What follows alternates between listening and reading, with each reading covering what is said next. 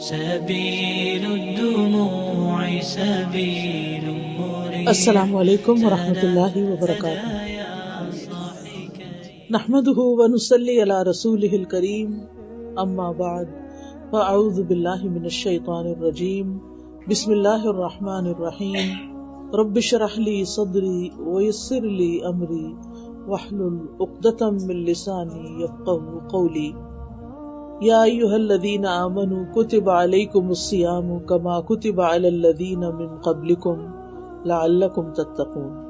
اے لوگو جو ایمان لائے ہو، تم پر روزے رکھنا فرض کر دیا گیا جیسے تم سے پہلے لوگوں پر فرض تھا تاکہ تم بچ جاؤ. الحمدللہ، اللہ کا بہت احسان ہے، اللہ کا بہت شکر ہے کہ ایک مرتبہ پھر رمضان ہماری زندگی میں آ رہا ہے اور ہم رمضان کے قریب پہنچ رہے ہیں. بس چند دن کی بات ہے. رمضان ایک مبارک مہینہ ہے جس کے روزے رکھنا اللہ سبحانہ وتعالیٰ نے ہم پر فرض کیا ہے. اس مہینے میں آسمان کے دروازے کھول دیے جاتے ہیں، یعنی ہماری عبادتیں قبول ہوتی ہیں، ہماری دعائیں قبول ہوتی ہیں، ہمارا زمین کی نسبت آسمان سے ایک رابطہ زیادہ ہو جاتا ہے. اس مہینے میں جہنم کے دروازے بند کر دیے جاتے ہیں جو کہ اللہ سبحانہ وتعالیٰ کی ایک خاص رحمت ہے، اور سرکش شیطانوں کو طوق پہنا دیے جاتے ہیں، یعنی وہ فریلی اپنی موومنٹ نہیں کر سکتے. یہ مہینہ ایک بہت خیر لانے والا مہینہ ہے جس میں انسان کی نیکیاں کئی گنا زیادہ اجر و ثواب پاتی ہیں. اس مہینے میں کی جانے والی نیکیوں کا اجر و ثواب بھی کئی گنا زیادہ بڑھ جاتا ہے. رسول اللہ صلی اللہ علیہ وسلم نے فرمایا، بے شک تم پر یہ مہینہ آیا ہے اور اس میں ایک ایسی رات ہے جو 1000 مہینوں سے بہتر ہے. جو اس سے محروم رہا وہ ہر طرح کی خیر و بھلائی سے محروم رہا، یعنی وہ حقیقی معنوں میں محروم ہے. لہذا بہت ضروری ہے کہ ہم اس مہینے کے آنے سے پہلے ہی اس کی یاد تازہ کر لیں، اس کی پلاننگ کر لیں، اس مہینے کے آنے کے مقصد کو سمجھیں اور اس میں کرنے کے کاموں کو دوبارہ سے دہرا لیں. الحمدللہ زندگی میں کئی بار رمضان آیا اور اللہ کے فضل سے آپ سب نے اس میں اللہ تعالیٰ کی خوب عبادت بھی کی ہوگی، لیکن زندگی کی مصروفیات میں بعض اوقات انسان کیے ہوئے کاموں کو بھی بھول جاتا ہے کہ مجھے اس مہینے میں کیا کچھ کرنا ہے. تو ہمیں اس کے فائدوں کو سامنے رکھتے ہوئے سب سے پہلی بات تو یہ کہ ہمیں یہ سوچنا ہے کہ ہم روزے رکھے کیوں. ایک تو یہ ہے کہ یہ ایک فرض عبادت ہے، اللہ تعالیٰ نے ہم پر لازم کر دیا ہے کہ روزے رکھنے ہیں تو ہم رکھ رہے ہیں. اللہ تعالیٰ کی اطاعت ہے، عبادت ہے. اگر دیکھا جائے تو ہمارے دین میں عبادات کی مختلف قسمیں ہیں. کچھ عبادات صرف جسمانی ہیں، کچھ عبادات صرف مالی ہیں، اور کچھ جسمانی اور مالی دونوں ہیں. جیسے نماز اور روزہ جسمانی عبادت ہے، اس میں کچھ مال کی انوالومنٹ نہیں ہوتی. زکوٰۃ جو ہے وہ پیورلی ایک مالی عبادت ہے، اس کا تعلق صرف مال سے ہے، جسم سے نہیں ہے. لیکن حج، ان میں مال اور جان دونوں لگانے پڑتے ہیں، تب جا کر حج کا فریضہ ادا ہوتا ہے. تو یہ ایسا کیوں ہے کہ اللہ تعالیٰ نے مختلف طرح کی عبادات ہم پر فرض کی؟ کیونکہ ہمارے مزاج بھی مختلف ہیں. کچھ لوگوں کے لیے مال خرچ کرنا بہت آسان ہوتا ہے، کچھ کے لیے جسمانی محنت کرنا آسان ہوتا ہے لیکن مال خرچ کرنا مشکل ہوتا ہے. تو اللہ سبحانہ وتعالیٰ نے ہمیں ہر طرح کی عبادت ہم پر فرض کر کے ہمیں دراصل آزمایا ہے کہ ایکم احسن عملا، ہم میں سے کون اچھے عمل کرتا ہے، یعنی نیکی کے کاموں میں کون ایک دوسرے سے آگے بڑھتا ہے. تو بہرحال اللہ تعالیٰ نے چونکہ یہ روزے فرض کیے ہیں تو اس لیے ان کو عبادت سمجھتے ہوئے، اللہ تعالیٰ کی اطاعت سمجھتے ہوئے ہم روزے رکھتے ہیں اور خوشی سے رکھتے ہیں. چونکہ اللہ تعالیٰ کی خاص برکت اور رحمت ہوتی ہے، اس لیے ہم عام دنوں میں اتنی دیر تک کھائے پیے بغیر رہنے کا سوچ بھی نہیں سکتے جتنا رمضان کی برکت کی وجہ سے الحمدللہ ہم سب آسانی سے روزہ رکھ لیتے ہیں. حتیٰ کہ بعض اوقات چھوٹے بچے بھی بہت خوشی سے روزہ رکھتے ہیں. روزہ تو رکھ لیا جاتا ہے، لیکن یہ ہے کہ روزے کا مقصد کیا ہے. یعنی مثال کے طور پر ہم کھانا کھاتے ہیں تو کھانا کھانے کا مقصد کیا ہے؟ تاکہ ہمارا پیٹ بھرے، ہماری بھوک ختم ہو، ہمیں انرجی ملے. اب رمضان میں ہمیں کھانے سے منع کر دیا جاتا ہے، تو پھر مقصد کیا ہے روزہ رکھوانے کا؟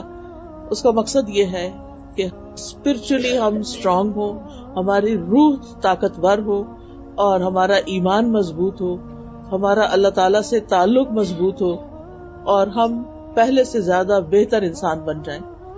تو روزہ بذات خود مقصد نہیں ہے. روزہ تو ایک اطاعت کا کام ہے کہ کہا گیا کرو تو ہم کر رہے ہیں, لیکن اس کا کچھ آؤٹ کم ہونا چاہیے, اس کے نتیجے میں کوئی چیز ہمیں حاصل ہونی چاہیے, اور وہ ہے لعلکم تتقون, کہ تم بچ جاؤ, تمہارے اندر بچنے کی قوت پیدا ہو جائے. اگر ہم اپنی عبادات کو دیکھیں تو اس کے دو حصے ہوتے ہیں. ایک اس میں کچھ کرنے کی چیزیں ہوتی ہیں اور ایک میں کچھ بچنے کی چیزیں ہوتی ہیں. انسان کا دین مکمل نہیں ہوتا جب تک کرنے والے کام کرے نہ اور چھوڑنے والے کام چھوڑے نہ. یعنی کچھ اوامر ہیں اور کچھ منہیات ہیں. عربی میں دو ٹرمز استعمال ہوتی ہیں کہ کچھ اللہ تعالیٰ کے احکامات ہیں کہ یہ کر لو, کرو کرو کرو, اور کچھ یہ کہ یہ نہ کرو یہ نہ کرو, یعنی جن کو ہم ڈوز اینڈ ڈونٹس کہتے ہیں. تو صرف اچھے کام کرنے سے بھی بات نہیں بنتی اور صرف برائیاں چھوڑنے سے بھی نہیں بنتی. یہ دونوں چیزیں مل کر پازیٹیو اور نیگیٹو اکٹھے ہوتے ہیں تو اپنا پورا فنکشن کرتے ہیں. تو ہمیں روزہ کس لیے رکھنا ہے؟ تاکہ ہم بچ جائیں. کس چیز سے بچ جائیں؟ گناہوں سے بچ جائیں, اللہ کی نافرمانی کے کاموں سے بچ جائیں, اور پھر الٹیمیٹلی دوزخ سے بچ جائیں, اللہ کے عذاب سے بچ جائیں, اللہ کی ناراضگی سے بچ جائیں. تو اس لیے بہت ضروری ہے کہ ہم روزوں کا خوش دلی کے ساتھ اہتمام کریں, ایمان اور احتساب کے ساتھ روزے رکھیں. ایمان کا مطلب تو یہ ہے کہ یعنی اللہ تعالیٰ کے اوپر اور اللہ تعالیٰ کے احکامات پر جو کہ یہ واقعی اللہ کا حکم ہے اس کو مانتے ہوئے ہم روزہ رکھ رہے ہیں. لیکن ساتھ ہی احتساب کا مطلب ہوتا ہے ثواب کی نیت کرتے ہوئے, یعنی ہمیں ثواب کی نیت بھی رکھنی چاہیے, کیونکہ جب کسی چیز پر ہم دیکھتے ہیں کہ کوئی ریوارڈ مل رہا ہے تو قدرتی طور پر اس انسان کے اندر ایک موٹیویشن پیدا ہو جاتی ہے اور انسان کا یقین بھی بڑھ جاتا ہے اور اس کام کو شوق سے کرتے ہیں. آپ دیکھیں عام طور پر جب کسی کو کوئی کام والنٹریلی کرنے کے لیے دیا جاتا ہے تو اس کا آؤٹ پٹ کچھ اور ہوتا ہے, اور جب کوئی کسی پے کے اوپر یا کسی فائدے کے عوض یا کسی معاوضے کے عوض کام کرتا ہے تو اس کا آؤٹ پٹ کچھ اور ہوتا ہے. یہ عام روزمرہ زندگی میں بھی آپ نے مشاہدہ کیا ہوگا, بچوں کے اندر, بڑوں کے اندر, سب کے اندر, انسان کے اندر یہ چیز ہے اور اللہ سبحانہ وتعالیٰ اس کو بہت اچھی طرح جانتے ہیں. تو اس لیے ہمیں ساتھ ہی بتا دیا گیا کہ لعلکم تتقون, تاکہ تم بچ جاؤ. یعنی اگر تم رمضان کے روزے رکھو گے تو تم اللہ کی ناراضگی سے بچ جاؤ گے, اللہ کے عذاب سے بچ جاؤ گے. اب یہ بچنے کا عمل کیسے ہوتا ہے؟ یہ بچنے کا عمل اس طرح ہوتا ہے کہ انسان رمضان کے روزوں میں اللہ کے حکم سے حلال چیزیں بھی چھوڑ دیتا ہے. انسان کے اندر دو بڑی خواہشات ہیں, ایک کھانے کی خواہش ہے اور ایک سیکس کی خواہش ہے. روزے کی حالت میں ان دونوں کو اوائڈ کرنے کے لیے کہا گیا کہ طلوع فجر سے لے کر غروب آفتاب تک ان دو کاموں سے مکمل طور پر اجتناب کرنا ہے, ورنہ روزہ ٹوٹ جائے گا. اب یہ دونوں چیزیں شادی کے بعد ہسبینڈ وائف کا جو تعلق ہے وہ بھی حلال ہے, اور کھانے پینے میں جو طیبات ہیں, پاکیزہ چیزیں ہیں, وہ بھی ہمارے لیے حلال ہیں. لیکن اللہ سبحانہ تعالیٰ کے حکم سے ہم ان دونوں چیزوں سے اس لیے بچتے ہیں کہ اللہ تعالیٰ نے ہمیں روک دیا, تو ہمیں رک جانا ہے. یہ 30 دنوں کی یہ جو پریکٹس ہے رکنے کی, انسان بھوک بھی لگی ہو, پیاس بھی لگی ہو, تو بعض اوقات غلطی سے پانی کے قریب بھی پہنچ جاتا ہے, لیکن پھر سوچتا اوہ میں تو روزے سے ہوں, اور انسان اس کو وہیں کا وہیں چھوڑ دیتا ہے. تو یہ انسان کے اندر برداشت اور یہ صبر اور اللہ سبحانہ تعالیٰ کے حکم کے آگے رک جانا, اور جہاں اللہ سبحانہ تعالیٰ نہیں چاہتے کہ ہم ہوں وہاں نہ ہونا, اور جہاں چاہتے ہیں کہ ہم ہوں وہاں پر ہونا, یہ ایک بہت بڑا تربیتی کورس ہے. یعنی رمضان کا پورا مہینہ انسان کی ایک مکمل ٹریننگ ہو رہی ہوتی ہے, انسان کو تربیت دی جا رہی ہوتی ہے. تو اس لیے بہت ضروری ہے کہ ہم اس سے پورا فائدہ اٹھائیں. تو لعلکم تتقون. اب یہ آخرت کے عذاب سے بچنا, اللہ کی ناراضگی سے بچنا اسی درجے میں ہوگا جس درجے میں ہم روزہ رکھ کر حلال کے علاوہ حرام چیزوں کو چھوڑیں گے. بعض اوقات ہم حلال چیزیں چھوڑ دیتے ہیں, کھانا پینا چھوڑ دیتے ہیں, لیکن مردہ بھائی کا گوشت کھانا نہیں چھوڑتے. یعنی روزہ رکھ کر بھی غیبت چغلی چل رہی ہوتی ہے کسی نہ کسی شکل میں. یعنی وہاں آ کے ہمارا کنٹرول ختم ہو جاتا ہے, ہم اپنے آپ پر کنٹرول نہیں رکھ سکتے. کوئی بات کر رہا ہو کسی کی تو ہم آگے سے 2 لگانے کو تیار ہوتے ہیں تاکہ یعنی کہ ایک ویلیڈیشن ہو جائے اس کی. تو ہمیں اس بارے میں خاص طور پر رمضان کے اندر بہت محتاط رہنا ہے کہ اپنے روزے کو خراب نہیں ہونے دینا کسی بھی حرام اور مکروہ اور مشکوک چیز سے کہ جس سے روزہ جو ہے وہ خراب ہو جائے. نبی صلی اللہ علیہ وسلم نے فرمایا کہ جو روزہ رکھ کے بھی جھوٹ بولنا اور جھوٹ پر عمل کرنا نہیں چھوڑتا، اللہ سبحانہ تعالیٰ کو اس کی کوئی ضرورت نہیں کہ وہ کھانا پینا چھوڑ دے. یعنی روزے سے اصل مقصد کھانا پینا چھڑانا نہیں ہے، اصل مقصد کچھ اور ہے، اور وہ ہے بری عادتیں چھڑانا. یعنی وہ چیزیں جو اللہ کی نافرمانی کی ہیں، اللہ تعالیٰ کی ناراضگی کی ہیں، ان کو چھڑوانا. اور انشاءاللہ جب ہم روزے کی حالت میں کھانا پینا جو ہم سب کی ویکنس ہے وہ چھوڑ سکتے ہیں تو اللہ کے حکم سے ہم غیبت چگلی بھی چھوڑ سکتے ہیں. اسی طرح بعض کچھ اور چیزیں زندگی میں حرام ہیں، جیسے کسی کو دھوکہ دینا، چیٹ کرنا، کاروبار کے اندر ملاوٹ کرنا، جیسے تیل کے اندر ملاوٹ ہے، کھانے کی دوسری چیزوں کے اندر ملاوٹ ہے، سود لیا جا رہا ہے، رشوت لی جا رہی ہے، حرام چیزیں کی جا رہی ہیں. تو ان سب چیزوں کو جب تک نہیں چھوڑتے تو روزے کی روح حاصل نہیں ہوتی. یہ اگرچہ مشکل ہے لیکن پھر بھی امپاسبل نہیں. اگر ہوتی تو اللہ سبحانہ تعالیٰ ضرور اس میں کوئی رخصت دے دیتے، ہمیں کچھ نہ کچھ چھوٹ دے دیتے، کچھ اجازت دے دیتے، لیکن ایسا نہیں ہے. تو بہرحال یہ مہینہ جو ہے یہ کچھ کرنے کا بھی ہے اور کچھ چھوڑنے کا بھی ہے، تاکہ ہمارے اندر غلط چیزوں سے بچنے کی قوت پیدا ہو جائے. تو اس مہینے میں کرنا کیا ہے اور کیوں کرنا ہے؟ چونکہ آسمان کے دروازے کھل جاتے ہیں تو آسمان کی طرف کیا چڑھتا ہے؟ قرآن مجید میں آتا ہے الیہ یصعد الکلم الطیب والعمل الصالح یرفعہ. اللہ تعالیٰ کی طرف اوپر چڑھتے ہیں پاکیزہ کلمات، اور نیک عمل جو ہے وہ اس کو اوپر لے جاتا ہے. یعنی ہم جو بھی ذکر اذکار کرتے ہیں، زبان سے جو بھی اچھی باتیں کرتے ہیں، مثلا میں درس دے رہی ہوں، حدیثیں پڑھ رہی ہوں، آیتیں پڑھ رہی ہوں، یہ ساری باتیں ہیں، لیکن ان باتوں کو اوپر کیا چیز اٹھائے گی؟ وہ میرا عمل اٹھائے گا کہ جو میں آپ کو بتا رہی ہوں کیا میں وہ کر بھی رہی ہوں یا نہیں. کیونکہ یہ باتیں صرف باتیں کرنے کی نہیں ہے، صرف سننے کی نہیں ہے، صرف ہر سال دوہرا لینے کی نہیں ہے، بلکہ عمل کرنے کی ہیں. تو الیہ یصعد الکلم الطیب والعمل الصالح یرفعہ. اور یہ اعمال صالحہ کون کون سے ہیں انشاءاللہ میں تھوڑی سی آگے تفصیل بتاؤں گی کہ جو ہمیں رمضان میں کرنے ہیں. پھر یہ مہینہ جنت کے دروازے کھلنے اور جہنم کے دروازے بند ہونے کا مہینہ ہے. اس کا مطلب یہ ہے کہ اس مہینے میں نیکی کرنا آسان اور برائی کرنا مشکل ہو جاتا ہے، کیونکہ شیطان بھی جکڑا جاتا ہے. اور خاص طور پر رمضان کے مہینے میں نیکیوں کی دعوت دینے والا ایک منادی مقرر کر دیا جاتا ہے، یعنی پکارنے والا. رسول اللہ صلی اللہ علیہ وسلم نے فرمایا جب رمضان کا مہینہ آتا ہے وَيُنَادِي فِيهِ مَلَكٌ، تو ایک فرشتہ اس پر متعین کر دیا جاتا ہے، مقرر کر دیا جاتا ہے، اور وہ پکارتا رہتا ہے. ینادی یعنی ندا، آواز دیتا رہتا ہے، یا باغی الخیر اقبل و یا باغی الشر اقصر. اے خیر کے چاہنے والے آگے بڑھ اور اے شر کے چاہنے والے رک جا. یہاں تک کہ رمضان ختم ہو جاتا ہے. ہم میں سے ہر ایک خیر چاہتا ہے، تو اے خیر کے چاہنے والے آگے بڑھ. اب وہ ہر روز کہہ رہا آگے بڑھ آگے بڑھ. تو اس کا کیا مطلب ہے کہ میکسیمم ایفرٹ لگانی، جتنا کر رہے ہیں اس کو کافی نہیں سمجھنا. ہماری رمضان کی عبادتیں ہمارے عام دنوں سے زیادہ ہونی چاہیے. تو یا باغی الخیر اقبل، ہم دعا کر رہے ہیں، ایک دن کرتے ہیں، اگلے دن وہ کہتا ہے اور آگے بڑھو اور آگے بڑھو اور آگے.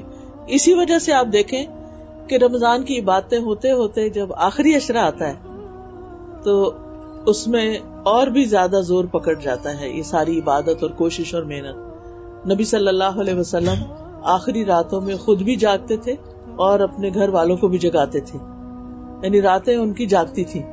پورے سال میں یہی راتیں ہیں جن میں ساری ساری رات بھی جاگا جاتا ہے، اور گپ شپ کے لیے، کھانے پینے کے لیے، سوشلائزنگ کے لیے نہیں.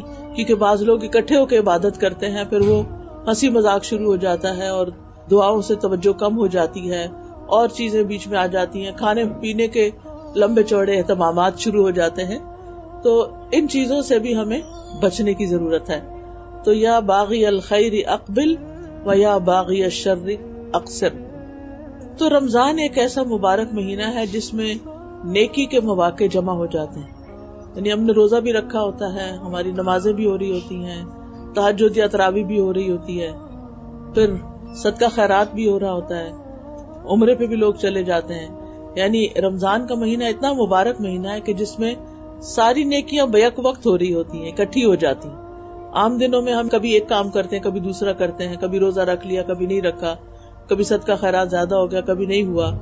لیکن رمضان میں یہ چیزیں ایک پلاننگ کے تحت اور ایک شوق اور ایک محبت کے تحت اور اپنے اوپر لازم کرتے ہیں. اور بہت سے لوگ رمضان میں زکوٰۃ بھی اپنی نکالتے ہیں. تو روزہ, عمرہ, زکوٰۃ, صدقات اور نماز اور تہجد اور ذکر اذکار, یہ سارا کچھ اکٹھا ہو جاتا ہے ایک جگہ پر. تو رسول اللہ صلی اللہ علیہ وسلم نے فرمایا, یقیناً جنت میں ایسے بالا خانے ہیں جن کا اندرونی حصہ ان کے باہر سے نظر آتا ہے اور ان کا بیرونی حصہ ان کے اندر سے نظر آتا ہے, یعنی جیسے گلاس ہاؤس ہوتے ہیں. تو ایک دیہاتی آپ کی طرف کھڑا ہوا اور کہنے لگا, یا رسول اللہ صلی اللہ علیہ وسلم, یہ کس کے لیے ہیں, یہ کس کو ملیں گے؟ آپ نے فرمایا, اس شخص کے لیے جو اچھی بات کرے, کھانا کھلائے اور روزے رکھے, اور رات کو جب لوگ سو رہے ہوں تو صرف اللہ کے لیے نماز ادا کرے, یعنی تہجد یا تراویح جس کو آپ کہتے ہیں. اب رمضان میں آپ یہ ساری باتیں کر سکتے ہیں. ایک ٹائم مقرر کریں جب آپ اپنے گھر والوں کو, اپنے بچوں کو لے کے بیٹھیں, چاہے 10 منٹ کے لیے, 5 منٹ کے لیے. خاص طور پہ اگر بچے چھوٹے ہیں تو ان کو لے کے بیٹھیں اور ان کے ساتھ ہر روز تھوڑی سی بات رمضان کے سلسلے میں ضرور کریں. اس کے لیے یہ کتاب جو ٹیبل پہ رکھی ہوئی ہے, شہر رمضان, رمضان کے مہینے کی, یہ بڑی اچھی کتاب ہے. اس میں ایک ایک پیج, سوا پیج کے ساتھ رمضان میں جتنی چیزیں کرنی ہوتی ہیں وہ ساری اس کے اندر موجود. یعنی آپ کو کہیں اور جانے کی ضرورت نہیں تیاری کرنے کے لیے. ایک پیج آپ اس میں سے پڑھیں, جو خاص بات ہے وہ اپنے بچوں کے ساتھ شیئر کر لیں اور ان کے ساتھ ڈسکشن کریں. اس سے یہ ہے کہ گھر میں ایک رحمت اور برکت بھی آتی ہے, کیونکہ جب گھر والے بھی اکٹھے ہو کے بیٹھتے ہیں, یعنی کبھی بھی کوئی اکٹھا ہو کے کام کرتا ہے تو اجتماعیت کی ایک برکت ہوتی ہے. یعنی ایک تو یہ کہ ہر کوئی اپنے اپنے کمرے میں بیٹھا ہے, پڑھ رہا ہے, وہ بھی اچھی بات ہے. اعتکاف اس کے لیے بہت اچھا موقع ہوتا ہے کہ آخری 10 دنوں میں انسان سب کو چھوڑ کے الگ ہو جائے. لیکن اس کے علاوہ جب آپ گھر کے اندر ہیں ہی تو گھر کی بھی ایک مجلس ہونی چاہیے. اگر آپ 2 لوگ بھی ہیں تو ہسبینڈ وائف بھی بیٹھ جائیں اور ایک دوسرے کے ساتھ کوئی اچھی بات ضرور شیئر کریں. دوسرا یہ ہے کہ انسان کھانا کھلائے. کھانا کھلانے کے لیے ایک تو یہ ہے کہ آپ رمضان راشن کے نام سے جو کمپینز چلتی ہیں اور غریبوں تک آرگنائزیشنز پہنچاتی ہیں ان کو راشن, جیسے الہدا بھی کر رہا ہے اور لوگ بھی کرتے رہتے ہیں, انڈیویجولی بھی لوگ اپنے رشتہ داروں یا غریبوں یا میڈز وغیرہ سب کے لیے انتظام کرتے ہیں. تو اور جو بھی صدقہ خیرات آپ کریں, لیکن کھانا کھلانے والا کام ضرور کریں. اور اس میں آپ دیکھیے کہ عام طور پہ لوگ افطار کا انتظام اسی وجہ سے کرتے ہیں. اب افطار ویسے تو بہت اچھی بات ہے, لیکن بعض اوقات اس میں بھی دیکھا ہے کہ جو خاتون خانہ ہے, یا اگر خاتون خانہ خود نہیں تو جو سرونٹس ہیں, ان بیچاروں کا سارا دن طرح طرح کے کھانے پکاتے ہوئے گزر جاتا ہے. رمضان کا تو مقصد یہ تھا کہ کھانے کو لمیٹڈ کیا جائے, لیکن ہمارے عام دنوں سے بھی زیادہ پھر پکنا پکانا شروع ہو جاتا ہے, جس کی وجہ سے پھر عبادات کے لیے ٹائم کم رہ جاتا ہے. تو اس میں انسان یعنی اگر کوئی ایسا انتظام کرے بھی, کیونکہ پھر رشتہ دار ہیں یا دوست ہیں دور دور سے آتے ہیں, پھر ان کی اپنی تراویح کا ٹائم بھی ہوتا ہے, پھر ٹریولنگ ٹائم میں وہ نماز کے اندر سے خشوع و خضوع بھی ختم ہو جاتا ہے. تو آپ پکا کے بھی کسی کے گھر بھیج سکتے ہیں, پکا کے بھی بھیج سکتے ہیں. اسی طرح ایسی جگہ جہاں پر بہت سارے لوگ اکٹھے ہوں, جیسے ہاسٹلز ہوتے ہیں, اس میں بہت ساری بچیاں, یا مدرسہ ہوتا ہے کوئی, اس میں بہت سارے بچے اکٹھے بیٹھے ہوتے ہیں, اکٹھے رہ رہے ہوتے ہیں. اب تو یونیورسٹیز میں بھی آپ دیکھیں, یونیورسٹیز کے بھی ہاسٹل ہیں, یہاں اسلام آباد میں کئی ایک ہاسٹلز ہیں, ہو سکتا ہے آپ کے نیبرہڈ میں کوئی ہاسٹل ہو. تو اب وہ ہاسٹل کا کھانا تو آپ کو سب کو پتہ ہی ہے کہ وہ کیسا کھانا ہوتا ہے. تو رمضان کے مہینے میں آپ روز کھانا نہیں کھلا سکتے, روز نہیں پکا سکتے, تو کٹھا کھانا پکوا کر بھی آپ کسی ایسی جگہ پر سب کو کھلا سکتے ہیں.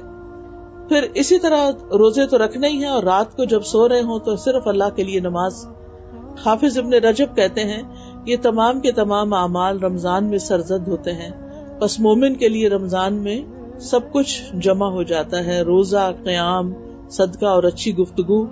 کیونکہ روزے دار کو بے مقصد اور جنسی بات کرنے سے منع کر دیا جاتا ہے. روزہ، نماز اور صدقہ اپنے کرنے والے کو اللہ عز و جل تک پہنچا دیتے ہیں، یعنی اللہ کا قرب نصیب ہوتا ہے. نماز نمازی کو آدھے رستے تک پہنچا دیتی ہے، روزہ اسے بادشاہ کے دروازے تک پہنچا دیتا ہے، اور صدقہ اس کا ہاتھ پکڑ کر بادشاہ کے پاس داخل کر دیتا ہے. یعنی صدقے کی وجہ سے انسان اللہ تعالیٰ کے اور زیادہ قریب ہو جاتا ہے. اور چونکہ یہ قرآن کا مہینہ ہے، نبی صلی اللہ علیہ وسلم اس مہینے میں حضرت جبریل علیہ السلام کے ساتھ قرآن کا دور کیا کرتے تھے، اور جب آپ جبریل علیہ السلام کے ساتھ مل کر یہ دور کرتے تو تیز آندھی سے بھی زیادہ سخاوت کرتے تھے. یعنی آپ بہت زیادہ جواد اور سخی ہوتے تھے رمضان کے مہینے میں. یعنی جیسے تیز آندھی چلتی ہے تو اس کے ساتھ کچھ مٹی بھی اڑتی ہے، اور آپ نے دیکھا ہوگا کہ گھر کے ہر چیز کے اوپر اس کے اثرات نظر آتے ہیں. تو اسی طرح رمضان میں آپ کے صدقہ خیرات کے جو اثرات ہیں وہ ہر طرف نظر آنے چاہیے. یعنی آپ کے عزیز، دوست، رشتہ دار، یعنی سب تک آپ کچھ نہ کچھ خیر ضرور بانٹیں. پھر اسی طرح آپ دیکھیے کہ ضروری نہیں ہوتا کہ بہت بڑے بڑے کھانے ہی کھلائے جائیں. اگر آپ کی حیثیت صرف اتنی ہے کہ آپ کھجور کھلا دیں کسی کو تو آپ کھجوریں بھی کھلا سکتے ہیں. آپ کی حیثیت صرف پانی پلانے کی ہے تو آپ دیکھیں بہت سے لوگ روزہ افطار ہونے کے وقت یہ راستے پہ اشاروں پہ پانی کی بوتلیں اور کھجوریں اور پیکٹ بنا کے کھڑے ہو جاتے ہیں، اور جو راہ چلتے لوگ ہوتے ہیں جو کسی مجبوری کے تحت اس وقت ٹریول کر رہے ہوتے ہیں ان کو ساتھ ساتھ دے رہے ہوتے ہیں. یعنی بہت سارے مواقع ہوتے ہیں نیکی کرنے کے. انسان اگر سوچے اور توجہ کرے تو بہت سی خیر نکل سکتی ہے. تو چونکہ یہ مہینہ اخلاقی تربیت کا مہینہ ہے تو نبی صلی اللہ علیہ وسلم نے فرمایا روزہ صرف کھانا پینا چھوڑنے کا نام نہیں ہے، بلکہ روزہ تو لغو اور بیہودہ کام اور رفث یعنی جنسی خواہشات پر مبنی حرکات اور کلام سے بچنے کا نام ہے. لہٰذا اگر تمہیں کوئی گالی دے یا تم سے جہالت کی باتیں کرے تو تم کہہ دو کہ میں تو روزے سے ہوں. یعنی آرگیومنٹ میں نہ پڑو، بحث مباحثے نہ کرو، لڑائی جھگڑا نہ کرو. اب میں سوچتی ہوں کہ جن گھروں میں بہت لڑائیاں ہوتی ہیں آپس میں، بہن بھائی لڑتے ہیں یا ہسبینڈ وائف لڑتے ہیں یا ایک دوسرے کی مار پٹائی کرتے ہیں، تو اگر وہ رمضان کا مہینہ 30 دن رکے رہے اس کام سے کہ نہ ہی زبان سے یعنی ابیوز کرنا ہے کسی کو، اور نہ ہی ویسے کسی کو مارنا ہے، نہ ہم نے بچوں کو مارنا ہے، نہ کسی بڑے کو مارنا ہے، تو آپ دیکھیں گے کہ رمضان کے بعد وہ عادت کس حد تک کم ہو سکتی ہے. کیونکہ انسان کو سوچنے کا بھی موقع ملتا ہے کہ اگر روزے کی وجہ سے میں نے اپنے آپ کو روکا تھا تو بعد میں میرے لیے کیا جواز نکلتا ہے کہ میں خواہ کسی کے اوپر ظلم اٹھاؤں. پھر یہ کہ یہ دعاؤں کی قبولیت کا مہینہ ہے. رمضان کے ہر دن اور رات میں دعا قبول ہوتی ہے. جہنم سے آزادی کا مہینہ ہے، گناہوں کے کفارے کا مہینہ ہے. اب یہ ہے کہ چند پوائنٹس میں دیتی ہوں، پھر آپ لوگ مزید ڈسکشن بھی کر سکتے ہیں. سب سے پہلی بات تو یہ ہے کہ رمضان کا مہینہ آنے پر پریشان نہیں ہونا چاہیے، خوش ہونا چاہیے کہ اتنے سارے نیکی کے مواقع ملیں گے. ہر شخص کو کچھ نہ کچھ تھوڑی سی انگزائٹی ضرور ہوتی ہے، رمضان آ رہا ہے، یہ بھی کرنے والا ہے، وہ بھی کرنے والا ہے، تراویح کیسے کریں گے، رات تھک جاتے ہیں، وہ مشکل عشاء پڑھتے ہیں، اب یہ اتنی لمبی نماز کیسے ہوگی. تو جب میرے اوپر ایسے خیالات آتے ہیں تو میں ہمیشہ سوچتی ہوں پچھلے رمضان میں تو سب ٹھیک ہو گیا تھا، وہ کیسے ہوا تھا. تو اگر اللہ نے وہ کرا دیا تو اس دفعہ بھی اللہ سے اچھی امید رکھو تو انشاءاللہ اب بھی اچھا ہو جائے گا. اور واقعی جو ہی رمضان شروع ہوتا ہے ایک الگ ہی اسپرٹ ہوتی ہے، ایک الگ ہی انرجی آ جاتی ہے انسان کے اندر. تو خوشی سے استقبال کریں اور اللہ تعالیٰ کا شکر ادا کرتے ہوئے، کیونکہ کتنے ہی لوگ تھے جو پچھلے رمضان میں ہمارے ساتھ تھے اور اس رمضان میں وہ دنیا سے جا چکے ہیں، اور اس کے لیے دعا بھی مانگتے تھے. بعض سلف جو ہیں وہ 6 مہینے پہلے یہ دعا شروع کر دیتے تھے کہ اللہ ہمیں رمضان تک پہنچا دے، اللہ ہمیں رمضان تک پہنچا دے. اور جب رمضان گزر جاتا تو یہ دعا کرتے رہتے اللہ ہمارے رمضان کی نیکیاں قبول کر لے. پھر یہ کہ اپنی نیتوں کو بھی خالص کر لینا، یعنی ایک کانشیس ایفرٹ اور سوچ کہ میں نے جو کچھ کرنا ہے اللہ کے لیے کرنا ہے. انا للہ، میں تو اللہ کی ہوں، میں تو اللہ کی ہوں، جس نے مجھے پیدا کیا، جس نے مجھے رزق دیا، جس کے ہاتھ میں میری زندگی ہے، جس کے ہاتھ میں میری موت ہے، میں تو اس کی ہوں. لہذا جب ہم یہ کہہ دیتے ہیں نا میں اللہ کی ہوں، تو پھر اللہ تعالیٰ کے ہر کام کو انسان اچھی نظر سے دیکھتا ہے، چاہے عقل اس کو سمجھ نہ پائے.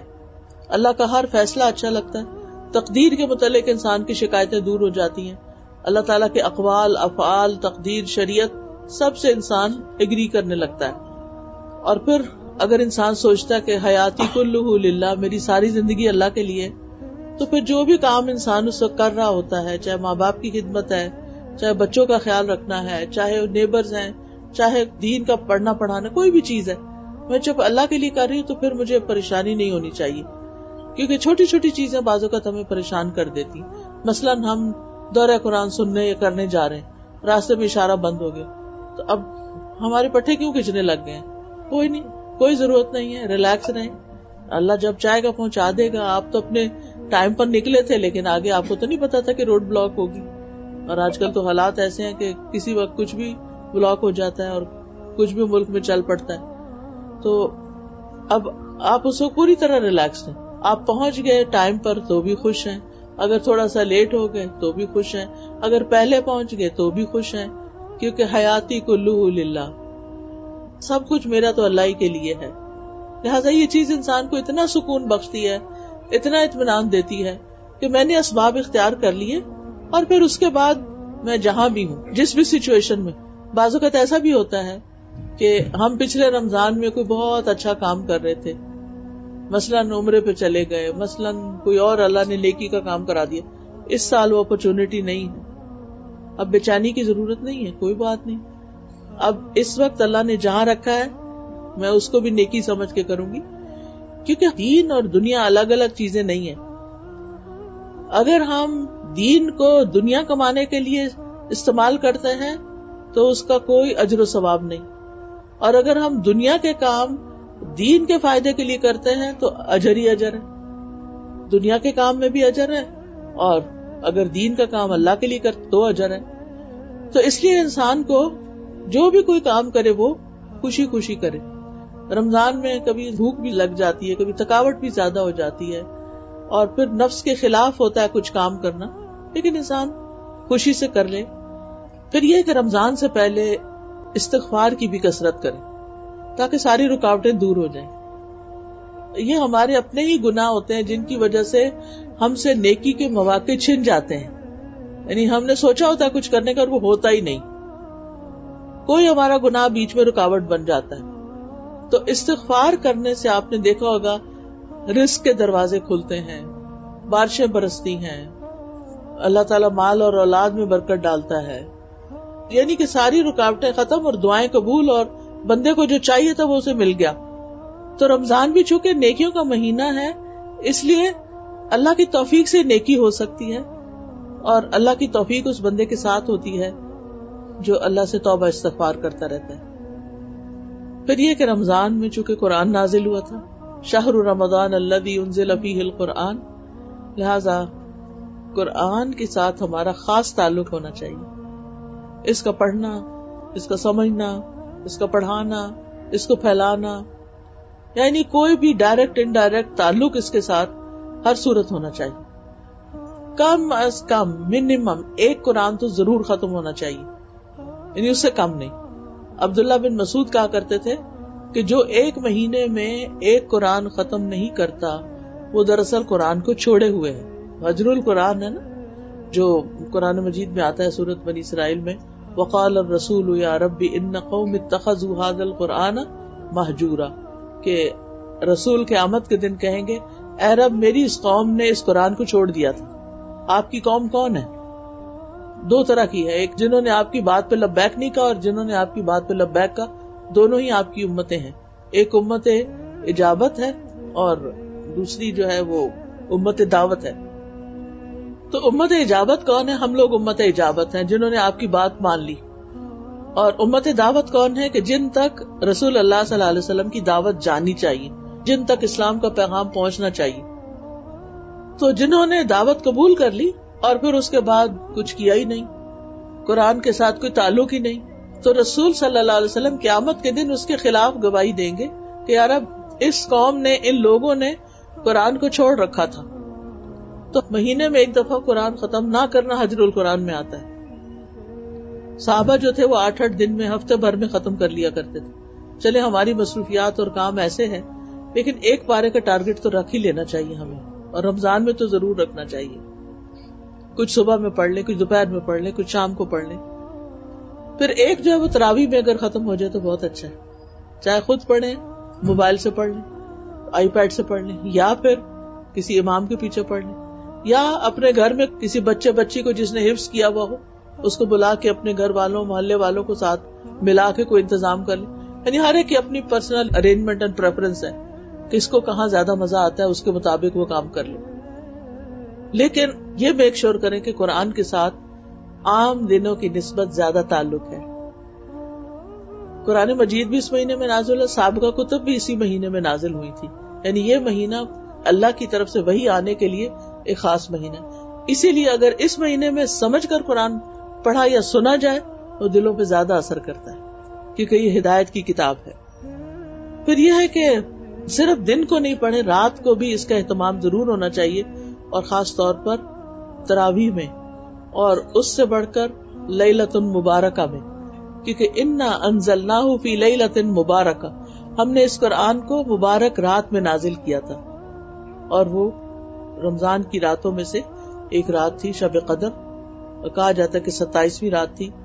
بہرحال جو بھی تھی, آخری راتوں کی ایک تاک رات تھی جس میں قرآن نازل ہوا. انا انزلناہ فی لیلۃ القدر, ہم نے اسے قدر کی رات میں اتارا, نائٹ آف پاور. تو اس لیے دن کے علاوہ رات کو بھی قرآن کا پڑھنا, تلاوت کرنا اور کچھ نہ کچھ اس کو سمجھنا, یہ انسان کی شخصیت کے اوپر, انسان کی طبیعت کے اوپر, مزاج کے اوپر بہت بہترین اثرات ڈالتا ہے. تو اس لیے اس کا اہتمام ضرور کیجیے. نبی صلی اللہ علیہ وسلم تو رمضان کی ہر رات میں جبریل علیہ السلام سے مل کر قرآن کا دور کیا کرتے تھے. لہٰذا اس سے یہ بات پتہ چلتی ہے کہ ایک تو ہے اکیلے تلاوت, ٹھیک ہے, وہ آپ اپنی سہولت سے جب اٹھتے بیٹھتے چلتے پھرتے واک کرتے گاڑی میں بیٹھ کے کہیں نہ کہیں آپ کر لیں, ہو گیا پورا آپ کا سپارہ. لیکن کچھ وقت ایسا ضرور رکھیں کہ جس میں آپ کسی کے ساتھ بیٹھیں. موسیٰ علیہ السلام نے اپنے بھائی ہارون علیہ السلام کو مانگا تھا, اللہ تعالیٰ سے دعا کی تھی کہ وَاجْعَلْ لِي وَزِيرًا مِّنْ أَهْلِي هَارُونَ أَخِي أُشْدُدْ بِهِ أَزْرِي كَيْ نُسَبِّحَكَ كَثِيرًا وَنَذْكُرَكَ كَثِيرًا إِنَّكَ كُنتَ بِنَا بَصِيرًا, کہ ہم مل کے تیرا ذکر کریں, مل کے تیری تسبیح کریں.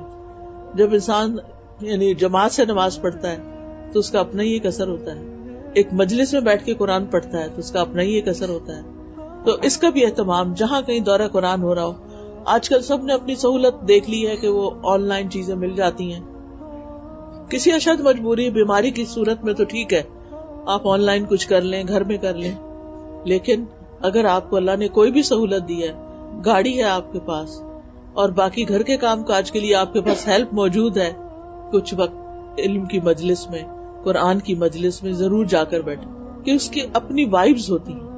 اس سے انسان ارد گرد کے ماحول سے بھی بہت کچھ سیکھ رہا ہوتا ہے, کیونکہ بہت سے لوگ ایک ایمانی حالت میں ہوتے ہیں, ایک ایمان کی کیفیت میں ہوتے ہیں. تو بہت ضروری ہے ایسی مجالس کو اٹینڈ کرنا. تو ایک قرآن ہو گیا تلاوت والا قرات, ایک قرآن ترجمہ قرآن کے ساتھ فہم القرآن, تھوڑا تھوڑا انڈرسٹینڈنگ کے ساتھ, اور ایک قرآن تراویح کے ساتھ. یعنی ان تین کا تو کم از کم ٹارگٹ رکھیں. اگر اس سے زیادہ کچھ ہو جائے تو ویل اینڈ گڈ, کیونکہ قرآن مجید کے ایک حرف پڑھنے پر 10 نیکیاں, اور اگر سمجھ کر پڑھا جائے تو اور بھی زیادہ. پھر یہ ہے کہ تلاوت قرآن سے اللہ تعالیٰ کا قرب ملتا ہے. ابن رجب کہتے ہیں نفلی اعمال میں عظیم عمل جس کے ذریعے انسان اللہ تعالیٰ کا تقرب حاصل کرتا ہے وہ قرآن کی کثرت سے تلاوت ہے, اور اس کو غور و فکر, تدبر اور خوب سمجھ کر سننا ہے. تو اس میں ایک چیز اور بھی اضافہ کر سکتے ہیں کہ اگر آپ کے پاس چانس ہو تو ایک قرآن سننے میں سن جائیں. یعنی آپ سحری بنا رہے ہیں, آپ افطار بنا رہے ہیں, آپ بچوں کو اسکول چھوڑنے جا رہے ہیں, آپ بچوں کو لینے جا رہے ہیں, تو راستے میں نشان لگا کے ایک قرآن جو ہے وہ لازماً سن لیں. بچے بھی, بلکہ ان کو بھی عادت ہو جائے گی کہ ہم نے چپ کر کے سننا ہے, باتیں نہیں کرنی راستے میں. پھر آپ دیکھیے کہ اس قرآن کے پڑھنے سے اللہ تعالیٰ کی رحمتیں اور برکتیں آتی ہیں, کیونکہ یہ بابرکت کتاب ہے. ابن مسعود کہتے ہیں جس میں یہ 3 باتیں پائی جاتی ہوں اللہ اس کے دل کو ایمان سے بھر دیتا ہے. عالم کی صحبت اختیار کرنا, قرآن کی تلاوت کرنا اور روزے رکھنا. جس کو یہ 3 چیزیں نصیب ہو جائیں اس کے دل کی حالت بدل جاتی ہے. پھر اسی طرح یہ ہے کہ فرشتوں کا ساتھ بھی ملتا ہے. حدیث میں آتا ہے جو لوگ اللہ کے گھروں میں سے کسی گھر میں اللہ کی کتاب کی تلاوت کرتے ہیں اور اس کی تعلیم میں مصروف ہوتے ہیں، ان پر سکینت نازل ہوتی ہے، رحمت انہیں ڈھانپ لیتی ہے، فرشتے انہیں گھیر لیتے ہیں اور اللہ ان کا ذکر اپنے پاس موجود فرشتوں میں کرتے ہیں۔ قرآن کی بدولت زمین اور آسمان میں انسان کے چرچے ہوتے ہیں کہ فلاں بندہ قرآن پڑھتا ہے، آسمانوں پہ اس شخص کے چرچے ہیں، یعنی جو تلاوت قرآن کرنے والا ہے۔ گناہوں سے حفاظت ملتی ہے، مطلوبہ چیز آسان ہو جاتی ہے، اس کا حصول آسان ہو جاتا ہے۔ ابراہیم المقدسی اپنے شاگرد عباس بن عبد الدائم کو وصیت کرتے تھے، قرآن کی کثرت سے تلاوت کرو اور اسے نہ چھوڑو، تو تم جو طلب کرنا چاہتے وہ تمہارے لیے اتنا ہی آسان ہو جائے گا جتنی تم قرات کرو گے۔ تھوڑی کرو گے تو تھوڑا آسان، زیادہ کرو گے تو زیادہ آسان۔ پھر اس سے دنیا اور آخرت میں انسان کو بہت سے غموں سے نجات ملتی ہے۔ قبر میں قرآن جو ہے وہ انسان کی شکل میں آئے گا، کچے دوست کی شکل میں آئے گا، اور قیامت کے دن سفارشی بن کر آئے گا، بندے پہ سایہ کرے گا۔ قرآن پڑھنے والوں کا جنت میں مقام ہوگا۔ اس لیے رمضان اور قرآن لازم و ملزوم ہے۔ اس سلسلے میں جو بھی آپ اپنا پلان بنائیں وہ ضرور اپنے پرائرٹیز پر رکھے۔ پھر رمضان اور نماز، یعنی انسان کو اپنی نمازوں کی بھی رمضان میں عام دنوں کی نسبت زیادہ فکر کرنی کہ اول وقت پر ہو، کوئی ایک نماز بھی مس نہ ہو، کیونکہ جو شخص پابندی سے نماز پڑھتا ہے اللہ تعالیٰ کا اس سے وعدہ ہے کہ وہ اس کو ضرور بخش دے گا، اور جس نے اس کو وقت پر نہ پڑھا، اس کی حفاظت نہ کی، اور نبی صلی اللہ علیہ وسلم فرمایا کیا تم جانتے ہو تمہارا رب نے کیا فرمایا؟ ہم نے کہا نہیں۔ فرمایا بے شک تمہارا رب فرماتا ہے جس نے نماز کو اس کے وقت پہ ادا کیا، اس کی حفاظت کی، اس کو ہلکا سمجھ کر ضائع نہیں کیا، بس اس کے لیے میرے اوپر عہد ہے کہ میں اس کو جنت میں داخل کروں۔ یعنی پھر پکا پکا وعدہ ہو گیا۔ جس نے اس کو وقت پہ نہیں پڑھا، نہ اس کی حفاظت کی، اس کو ہلکا سمجھ کے ضائع کر دیا، کوئی بات نہیں، ہو گیا سو ہو گیا، اس کے لیے میرے اوپر عہد نہیں، چاہوں تو میں اس کو بخش دوں، چاہوں تو عذاب دوں۔ اس سے پتہ چلتا ہے کہ عذاب صرف کفار کے لیے نہیں، مسلمانوں کے لیے بھی ہوں گے۔ پھر نمازی کو جنت میں داخل کرنا اللہ پر حق ہے، یعنی جو نمازوں کی پابندی کرتا ہوگا اللہ تعالیٰ پر حق ہے کہ وہ اس کو جہنم سے نکال کر یا جہنم میں جانے سے روک کر جنت کی طرف لے جائے۔ اور ایک اور چیز یہ کہ عام طور پر ہماری عادت ہوتی صرف فرض پڑھنے کی، جلدی ہے فرض پڑھ کے چلے جاؤ، جلدی سے فرض پڑھ لو، دیر ہو گئی، لیٹ ہو گئے۔ ٹھیک ہے، آپ دنیا کے کاموں کو اہمیت دیں جو اہمیت کے قابل ہیں، لیکن اپنی آخرت پر نہیں۔ کوئی بھی طریقہ ہو اپنے آپ کو ریمائنڈر دیتے رہیں، یاد کراتے رہیں، یہ تو کرنے کا کام ہے۔ تو فرائض کی ادائیگی کے علاوہ نوافل کی ادائیگی جو ہے بڑی ضروری ہے، جیسے نماز ہے، رمضان کے بعد 6 شوال کے روزے ہیں، پھر ہر مہینے کے 3 روزے ہیں، تو یہ نور علی نور ہو گیا۔ پھر یہ کہ سنت نماز کی، جیسے فجر کی سنتوں کے بارے میں آتا ہے کہ یہ دنیا اور جو کچھ اس میں ان سب سے بہتر ہے۔ پھر دن میں 12 رکعتیں سنت ضرور پڑھنی ہے، 4 ظہر سے پہلے اور 2 آخر میں، پھر مغرب کے بعد 2، عشاء کے بعد 2 اور فجر سے پہلے 2۔ ٹھیک، پھر اس کے علاوہ چاشت کی نماز، اشراق بھی پڑھیں، چاشت کی نماز اصل میں یہ ایک ہی نماز ہے، جلدی پڑھیں تو اشراق کہلاتی، ذرا لیٹ پڑھیں دھوپ چنگی نکل آئے تو پھر یہ چاشت ہوتی ہے۔ ضروری نہیں، پڑھ لیں تو بھی اچھا، لیکن ضروری نہیں، ایک بھی کافی ہو جائے گی۔ اوابین بھی یہی نماز ہے۔ کچھ نوافل دن کے ہوتے ہیں، کچھ رات کے ہوتے ہیں، تو یہ دن کے نوافل ہیں جس میں اشراق، چاشت، اوابین ایک ہی نماز کے مختلف نام ہیں۔ یہ سورج نکلنے سے 15 منٹ بعد سے لے کر سورج کے زوال سے 15 منٹ پہلے تک اس کا ٹائم ہوتا ہے، جس وقت بھی پڑھ لیں۔ اول وقت پڑھیں گے تو اشراق کہلائے گی، جب دھوپ نکل آئے گی تو چاشت کہلائے گی، اور عمومی طور پر یہ ہے کہ آپ اس کو نوافل بھی کہہ سکتے ہیں اور چاشت کی نماز کو اوابین بھی کہا جائے۔ پھر مردوں کے لیے خاص طور پر جماعت سے نماز، کوشش کریں ابھی سے بچوں کا ذہن بنائیں، اپنے ینگ بچوں کا، کہ دیکھو نماز مسجد میں جا کے پڑھنی ہے، اور انہیں احساس بھی دلائیں۔ وہ آگے ان کی مرضی، وہ کیا کرتے ہیں کیا نہیں، لیکن ہمارا فرض بنتا ہے کہ ہم یاد دہانی کراتے رہیں۔ جو شخص عشاء اور فجر جماعت کے ساتھ پڑھتا ہے، ساری رات کا قیام اس کے حق میں لکھا جاتا ہے۔ پھر خصوصاً قیام اللیل کا اہتمام کرنا، کیونکہ جو اس کے بارے میں بھی آیا کہ جو ایمان کے ساتھ اور احتساب کے ساتھ یعنی یہ نوافل پڑھے گا تو اس کے اگلے پچھلے سب گناہ معاف کر دیے جائیں گے. پھر آپ دیکھیے کہ رات کی نماز جو ہے فرض نماز کے علاوہ نوافل وہ رب کے قریب کرنے والی ہے، رب کا قرب عطا ہوتا ہے جس کو تہجد کہتے ہیں آپ نے. پھر یہ کہ انسان قیام میں ذرا لمبا پڑھے، صرف کل واللہ سے نہیں ختم کر دیں، تھوڑی لمبی صورتیں پڑھے جو آپ کو یاد ہے، چاہے رکھتے کم بھی ہو جائیں. ویسے تو میکسیمم 12 ہے، لیکن اگر 12 سے کم بھی ہوگی کوئی بات نہیں. پھر یہ کہ رمضان کے دن میں صرف سونا نہیں رکھیں اور رات کو صرف جاگنا نہیں رکھیں، بلکہ اس اعتبار سے بھی نبی صلی اللہ علیہ وسلم کی سنت کو فالو کریں کہ آپ کیا کرتے تھے. حضرت عائشہ فرماتی ہے رسول اللہ صلی اللہ علیہ وسلم عام دنوں کی بنسبت آخری عشرے میں خوب محنت کرتے اور کوشش کرتے تھے. پھر گھر والوں کو قیام کی رغبت دلائیں اور ليلۃ القدر کی تلاش میں سستی نہ دکھائیں، اور پھر دعائیں خوب خوب مانگیں، کیونکہ روزہ دار کی ایک دعا دن میں اور رات میں پھر قبول ہوتی ہے. روزانہ رات کو دعاؤں کی قبولیت کے لیے آسمان میں دروازے کھلتے ہیں اور یہ رات کے آخری 1/3 حصے میں ہوتے ہیں. جی صلاۃ و تسبیح پڑھی جا سکتی ہے، اجتماعی بھی پڑھی جا سکتی ہے، تہجد میں بھی پڑھ سکتے ہیں، لیکن ایک بات یاد رکھیے، صلاۃ و تسبیح آپ پڑھیے رمضان میں، لیکن اس کے مقابلے میں اگر آپ قرآن کے ساتھ پڑھیں گے نا کچھ بھی، کئی گنا زیادہ ثواب ہوگا اس کا. آپ تو اس کا بھی ضرور دھیان میں رکھیے. پھر ذکر اذکار چلتے پھرتے وذکروا اللہ کثیرا لعلکم تفلحون، اللہ کا ذکر سکون کا باعث ہے. اور پھر یہ کہ افضل الذکر لا الہ الا اللہ ہے، اور یہ غموں کو بھی دور کرتا ہے. چلتے پھرتے اٹھتے بیٹھتے لا الہ الا اللہ لا الہ الا اللہ لا الہ الا اللہ. پھر یہ کہ لا الہ الا اللہ کا وزن کریں تو اگر تمام دنیا کی چیزوں کو ترازو کے ایک پلڑے میں رکھ دیا جائے اور لا الہ الا اللہ کو دوسرے پلڑے میں، تو بھی لا الہ الا اللہ والا پلڑا نیچے جھک جائے گا. خالی لا الہ الا اللہ بھی پڑھ سکتے. میرے کہنے کا مطلب ہے صلاۃ و تسبیح اچھی چیز ہے، لیکن قرآن کا پڑھنا اس سے بھی افضل ہے، کیونکہ رمضان میں قرآن نازل ہوا ہے. ٹھیک ہے، تو ایک دفعہ صلاۃ و تسبیح ہفتے میں ایک دن کافی ہے، ہر روز کی ضرورت نہیں ہے. ہر روز فوکس کریں قیام اللیل پہ، تہجد پہ، اور اس میں زیادہ سے زیادہ قرآن پڑھنے پر. پھر چلتے پھرتے اٹھتے بیٹھتے ذکر اذکار، سبحان اللہ، الحمدللہ، اللہ اکبر. سبحان اللہ کہنا اور الحمدللہ کہنے سے زمین اور آسمان کے درمیان کی فضا بھر جاتی ہے. الحمدللہ کہنا میزان کو بھر دیتا ہے.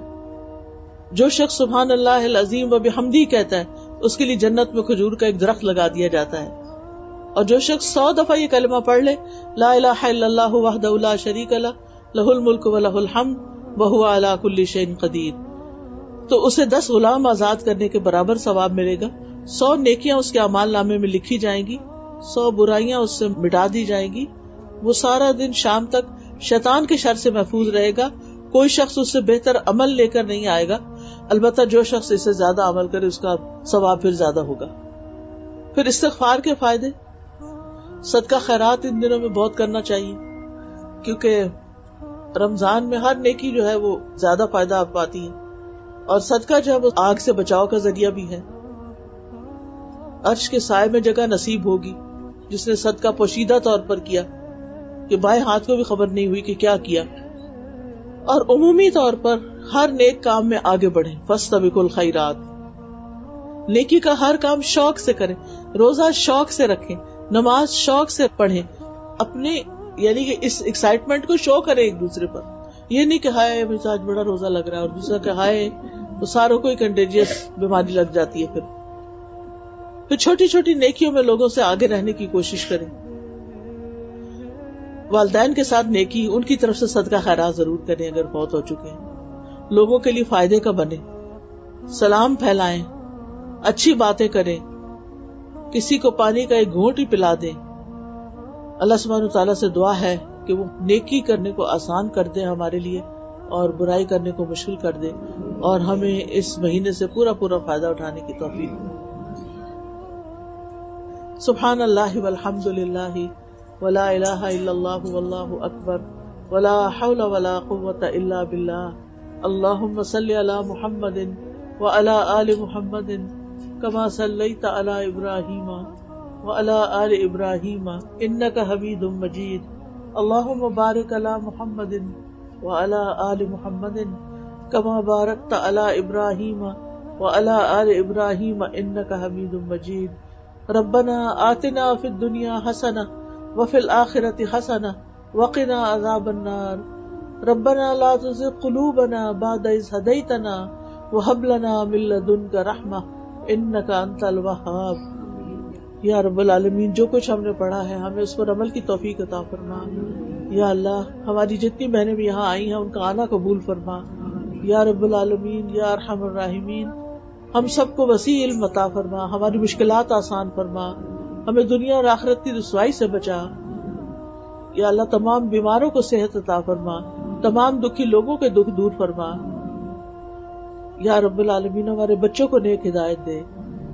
یا رب العالمین ہمارے گھر والوں پر اپنی رحمت اور برکت نازل کر دے، ہمارے گھروں میں سکون پیدا کر دے، ہمیں خوشیاں عطا فرما۔ ربنا تقبل منا انک انت السمیع العلیم وتب علینا انک انت التواب الرحیم وصلی اللہ تعالی علی خیر خلقہ محمد وعلی آلہ واصحابہ واہل بیتہ اجمعین برحمتک یا ارحم الراحمین۔ سبحانک اللہم وبحمدک اشہد ان لا الہ الا انت استغفرک واتوب الیک۔ السلام علیکم ورحمۃ اللہ وبرکاتہ۔ سبيل الدموع سبيل